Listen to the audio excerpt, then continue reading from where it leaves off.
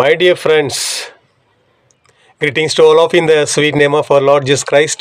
How are you all? Hope you are all very well with the blessing of our Lord Jesus.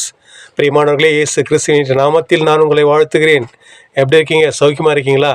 பல மொழிகளை பேசும் மக்கள், பல்வேறு இனத்தைச் சேர்ந்த ஜனங்கள், கிறிஸ்துவை பற்றி அறியாத மக்கள், இவர்கள் அனைவரையும் ஒன்று சேர்த்து இயேசுவின் இறையாட்சிக்குள் கொண்டு வர வேண்டும் என்று சொன்னால், ஊழியங்களில் சுதந்திர வேண்டும் என்று சொன்னால், வழிபடும் ஸ்தலங்களில் பாதுகாப்பு வேண்டும் என்று சொன்னால், திறமை வாய்ந்த வசதி மிக்க சமூக சேவை செய்ய விரும்பும் நம்முடைய கிறிஸ்தவ இளைஞர்கள் தேர்தல் களத்திலே குதித்து எம்எல்ஏ எம்பி ஆகி பாராளுமன்றத்தில் கிறிஸ்தவர்களின் நலனுக்காகவும் கிறிஸ்தவர்களின் பாதுகாப்புக்காகவும் கிறிஸ்தவர்களின் உரிமைக்காகவும் குரல் எழுப்பப்பட வேண்டும்.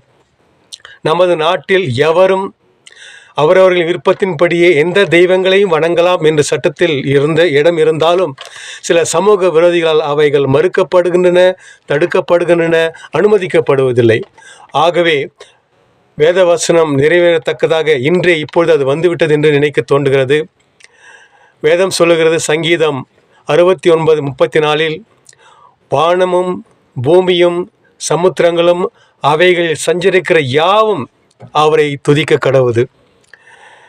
The Bible says, the book of Psalm chapter 69 verses 34, let heaven and earth praise him, the seas and everything moves in them. ஆகவே எனக்கு அருமையான தேவஜனமே, கிறிஸ்தவரின் நலன்களுக்காக கிறிஸ்தவர்களே போராட வேண்டிய நிலைமை வந்துவிட்டது. ஆகவே நாம் அனைவரும் ஒன்று சேருவோம், ஒன்றாக சேர்ந்து குரல் கொடுப்போம். வானத்தின் கீழே பூமி மேலே வானவரேசு நாமம் அல்லால், வானத்தின் கீழே பூமி மேலே வானவரேசு நாமம் அல்லால், ரட்சிப்படைய வழி இல்லையே, இரட்சகரேசு வழியவரே. எங்களை நேசிக்கும் அன்பின் பரலோக பிதாவே, இந்நாள் வரையில் நீர் எங்களுக்கு செய்த நன்மைகளுக்காக உமக்கு நன்றி செலுத்துகிறோம், துதிக்கிறோம். இந்த நாளில் எங்கள் பாரத தேசத்தின் சுதந்திர தினத்தை அனுசரிக்கிறோம். சுதந்திரத்துக்காக போராடி உயிர் தியாகம் செய்து தலைவர்கள் அனைவரையும், உயிர் தியாகம் செய்த தியாகிகள் அனைவரையும் நாங்கள் நினைவு கூறுகிறோம்.